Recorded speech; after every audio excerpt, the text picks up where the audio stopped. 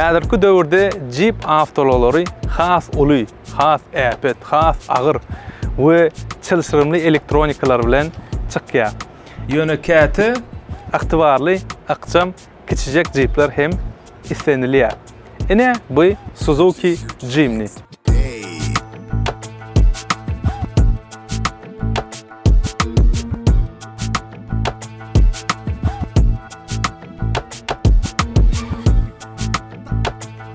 Suzuki 1909-njy ýylda Ýaponiýada döredildi.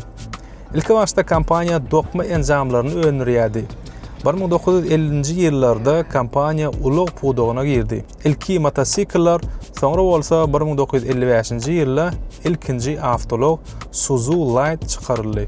Häzirki wagtda Suzuki dünýä brendi. Ýaponiýa, Hindistan, Wengriýa döwletlerinde we başga ýurtlarda zawodlar bar. Awtologlary 190-dan gowrak ýurtda satylýar. Suzuki'nin maksady hemişe birmeňdeş boldy. Ýöneki, yktybarly we eliterli awtologlar döretmek. Olaryň maksady adaty adamlara hyzmat etmek. Jimny ilkinji gedek 1970-nji ýylda çykaryldy. İlkinji nusxa, birinji nesli LJ10 bary ýogyny 600 kg agramady. İki taktly motory we doly çekişli ulgumy, ramly konstruksiýasy bardy. Bu awtolog çalt meşhur boldy. Daýhanlar, harby serkerdeler we syýahatçylar üçin amatly boldy. 1980-nji, 90-njy ýyllarda Jimny dünýä bazaryna çykdy. Ýewropa, Aziýa, Awstraliýa ähli ýerde tanyldy. Üçünji nesli 20 ýyl töwerek çykaryldy we kult awtolog boldy. Ýagny tanalýan meşhur awtolog boldy. 2018-nji ýylda ýam 4-nji nesil öňürildi. Döwrewap ýöne klassika görnüşini saklady. 2025-nji ýylda Jimny has, hopsuz we ekologiýa taýdan arassa boldy. Ýöne esas häsiýetini, ýönekeylik we berkligini ýitirmedi. Jimnyni tanamak ansat. Kvadratny 4 burç görnüş, gönü çyzyklar, tegelek faralar. Köp adam ony kiçi G-Wagon diýip hem atlandyrýar. 2025-nji ýylda bir näçe komplektasiýalary bar. GL bu esasy bazawy komplektasiýasy hemde GLX bu full doly komplektasiýasy. Klimat kontrol, LED faralar, hopsuzlyk ulgamlary. Bu Ýaponiýa, Awstraliýa ýurtlary üçin Sierra diýen aýratyn komplektasiýasy hem öňürlýär. Ol giň arkalary bilen tapawutlanýar. Bu onuň naşary bir iki bölünýär. Ýagny 3 gaply Suzuki Jimny hemde 5 gaply Suzuki Jimny çykarylýar. Jimny ramly konstruksiýada gurulan. Bu onuň crossoverlardan has berkligini üpçün edýär. Öňde de we izde de nerazrezny most goýulan. Bu köne emma yktybarly konstruksiýa. Ol tigirleriň yer bilen ara gatnaşygyny gowulandyrýar. Şonuň üçin Jimny ýeňil ýerlerde hem ýoluny dowam etdirýär.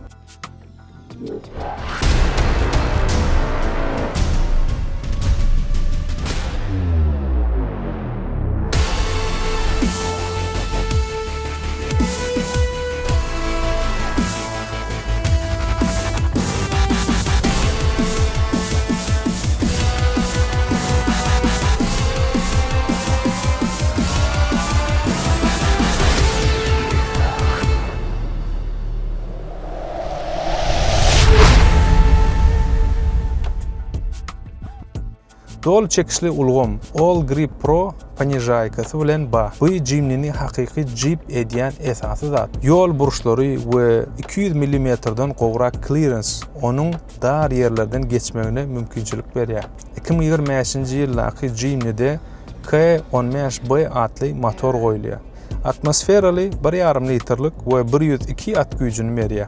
Bu motor ilkinji gezek 2018-nji ýylda çykdy. Şeýle hem Vitara we Ertiga ýalyk modellerine hem ulanylýar. Onuň aýratynlyklary alümin blok silinderlary, çeýneli GRM, turbinasyz VVT ulgam bilen taşytly. Yktybarlylygy köp sürücüler bu motoryň 300-400 000 kilometr hiç kynçylyksyz geçip bilýänligini belleýärler. 5 stupençli mehanika Suzuki R5M13 1990-njy ýyllaryň ahyryndan bäri ulanylýan korobka. Ýöneki we uzak ömürli. Daş töwerekde doly kontrol edip berýär. Bu onuň naşary 4 stupençli avtomat, 4 basgançakly avtomat Aisin.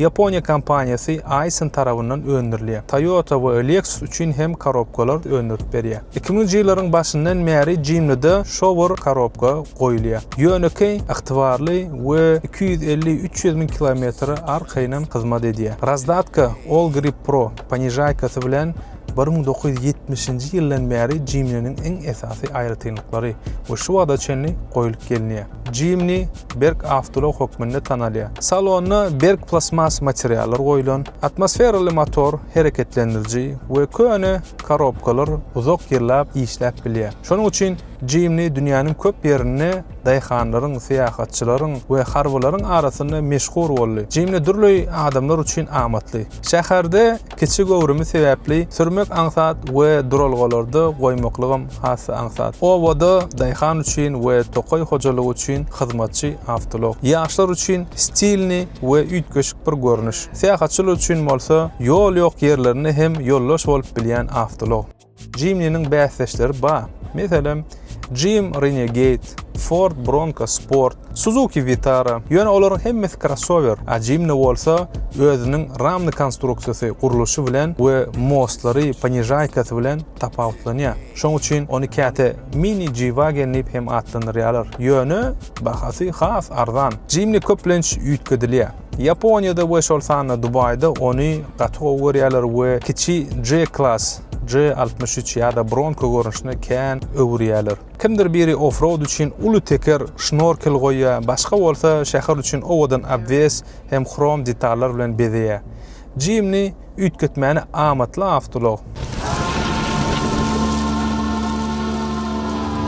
Здесь слишком круто, слишком извилисто, слишком далеко, слишком дико, слишком пыльно,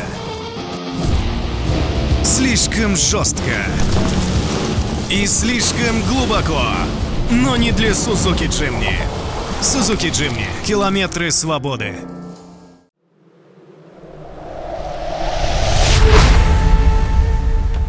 Suzuki Jimny'de iki görnüş var. Ne görüşüňiz ýaly 5 kapıly görnüşi we elbetde ne görüşüňiz ýaly 3 kapıly görnüşi. 3 kapı diýär, 5 kapı diýär, kän tora welär. İki tarap, sağ we çep tarap kapy we arka bagažyň kapysy hem kapy diýip hasaplanýar. Edil şunda 4 kapy bolsa, arka bagažyň kapysy bilen bilelikde 5 kapy diýip dokumentinde 5 kapy diýip ýazylýar. Indi tapawudy nämede? 1,5 motor, 102 at güýji, şolwar avtomat korobka передача, şolwar geçirici, iňi we beýikligi 1005. Iňi 1645 mm. Beýikligi 1720. Yani bu diýdiň men boyum 1775 bolsa 1720 mm. İkisiniň beýikligi iňi deň. Emma uzunlygy 5 kapıly 505 mm, yani 5 cm 3 kapılydan uzun gelýär. Yani 3985 mm ve 3480 mm. Indi kolosny baza bolanda iki tekeriň arasyndaky uzunlyk 5 kapıly 3 kapılydan 340 mm uzun gelýär. We clearance barada aýdamyzda beýikligi ýerden 210 mm, yani 21 cm, ikisinden 1005. Indi внедорожник avtolog häsiýetine gelişäjek zat, olam esas sorag näme? Uğul siyezda i vyezda, yani çukura düşeňde öňündäki bumper burnuň näçe grad uklon bilen düşeňde degýär we näçe gradda çykýar. Şo barada gysgaçyk aýdamyza. Indi uğul vyezda 36 gradus, 3 kapılarda 37 gradus. Indi uğul siyezda 50 gradus.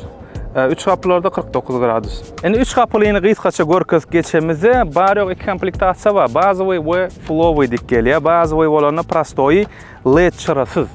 Bu görýäniňiz full GLX, yani bu LED çyraly we klimat kontrolly gelýär. Boldy şo bir 4 burç görnüşi, şo bir yani togalak faralar, uly radiator reshotkasy hemme zady şo bir bolansaň 1005 görünýär. Elbetde salon barada aýdamyza, salony mata salon görüşüňiz ýaly kojny rol. Indi isleýänler üçin tuning etmekler näme diýerler?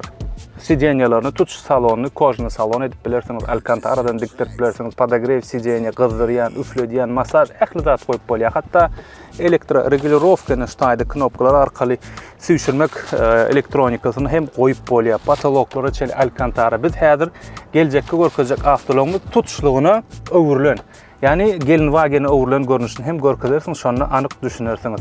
Yani bu avtolog tuning etmeni hassa amatly. Yani açarını görkezemizde ene şolary ýazjak. Adaty açar gelýär, bary ýok 2 düýmejigi we kapylar açýan we ýapýan. Arka tarapyndan ene şolary ýazjak Suzuki logotipli gelýär. Bolly.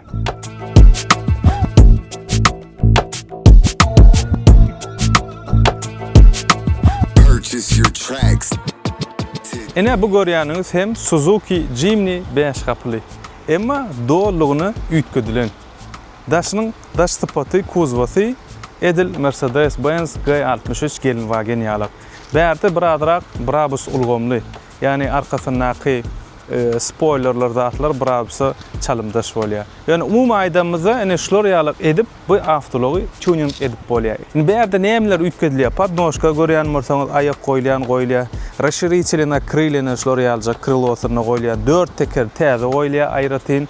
Bu elbette öňünü, kapot, radiatorny решетки, bumper, ählisi ene şu görýän pavorotçyklaryňyz ählisi çalşylýandyr. Arkasyndaky tekeriňiziň çyhol ýa daşy diýäsine şolar ýaljak. Şolong arka bumperlerimiz tutuş kuzov çalşylýar.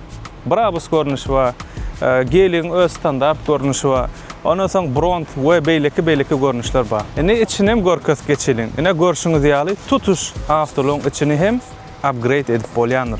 Bu görýän avtologyň edil şolar ýaljak. Apelsin renkini öwürlen. Elbette mundan başga kän renkler bar. Ene aýdaly Tiffany, açyk gök renkleri, gara, melewşe, bejwy renkler diye istenlik renkleri duallygyna üýtgedip bolýar. Yani apşifkalar görýän bolsaňyz renklenen. We ýene-de aýratynlygy. Ne ýokarymyzdaky patologumuz звёздное небо diýär, ne ýyldızly asman şeklinde edilen. Yani ştaýda ýyldız ýaljak bolup çıralar. Yani ýa onuň renki näşeler ýaljak pultda islen renkiňizde çyralaryň renkini öwrüp bolýar.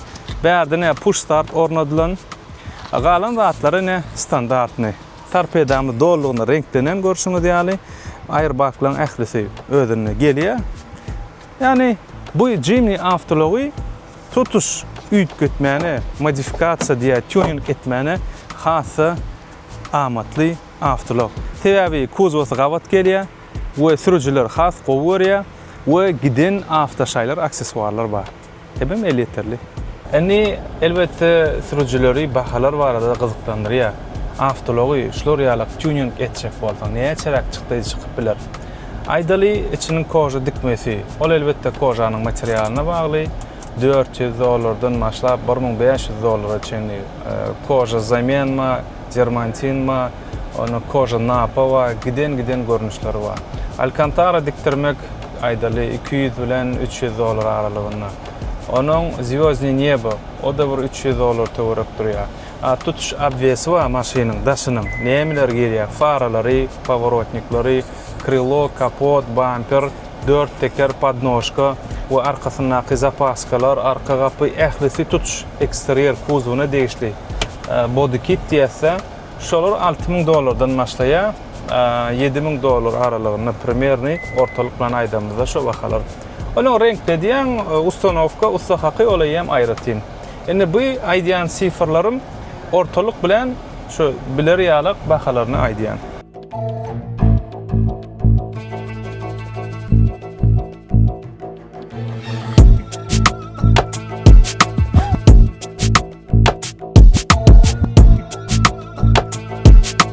Purchase your tracks today.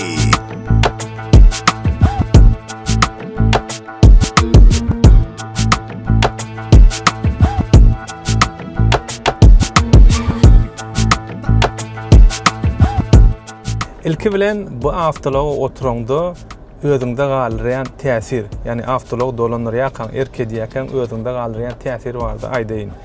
Avtolog oturanda desini duýan bu avtolog razmeri kiçi.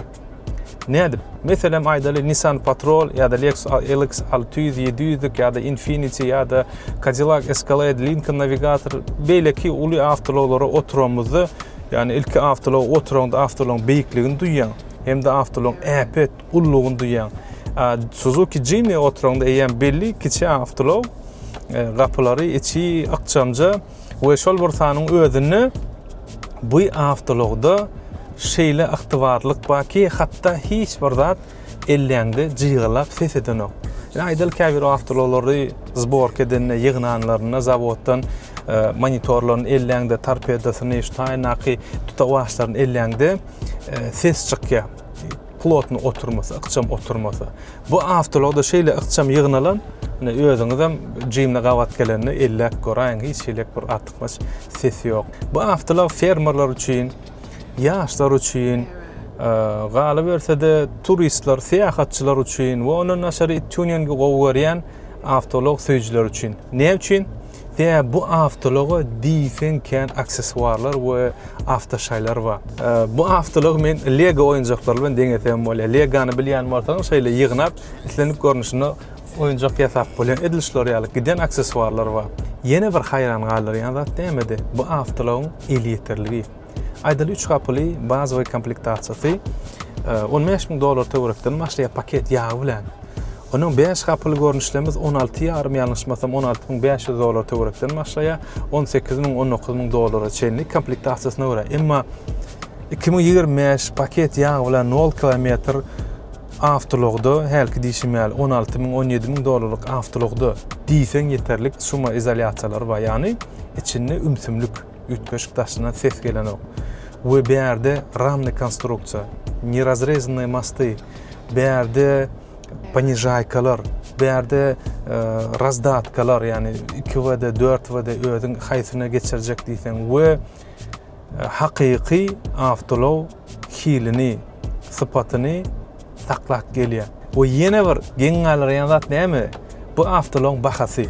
3 gaply awtolog paket ýagy bilen $15,000 başlaýar, bary ýogy. 5 gaply awtologlarymyz $16,500 töwerekden başlaýar, bazawy komplektasiýasy $17-18-19,000 töwerek, ýani onuň gymmaty däl. Inni şo baha 0 kilometr paket ýagy bilen atmosferny dvigatel, avtomat korobka Aisin tarapyndan öndürilýär. Aisyny bilýänsiňiz, ol Toyota, Lexus üçin hem korobkalar öndürip berýär. We berde неразрезанные мосты, рамны конструкцияда, onun näşeri понижайкалар, razdatkalar, ähli zat ştaýda ornatylan, şuma izolýasiýalar, içi ümsümlük hil tarapyndan seredemizde elektrli, gowy, günlük sürmek üçin amatly mini jeeplaryň biri diýip men maslahat berbilýän. Netijede 2025-nji ýylda öndürilen Suzuki Jimny kiçi mini crossover yktybarly klassiski öz formasyny saklan mini jeep. Ol ýöneki elektrli we hili tarapdan ýokary awtolog.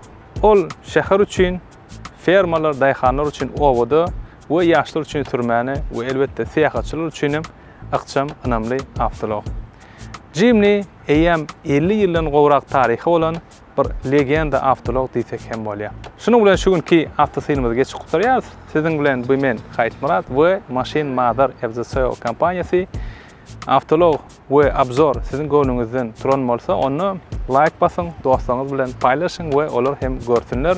We gysgaça özümiz barada aýdamyzy biz eýem Machine Mother FZSO kompaniýasy 13 ýyldan gowrak Dubaýda awtolog töwdäsi bilen meşgullanýar. Ondan näşeri nälik hyzmatlary hödürleýär. Awtologlary saýlap bermek, awtologlary remont bejermesi, tuning etmesi we Dubaýa hasaby goýmak, hasapdan çykarmak we ondan näşeri eltip bermek, dastavka işlerini hem ýerine ýetirýär. Ýene videolarymyzda görüşýänçek, hoş, sag bolun.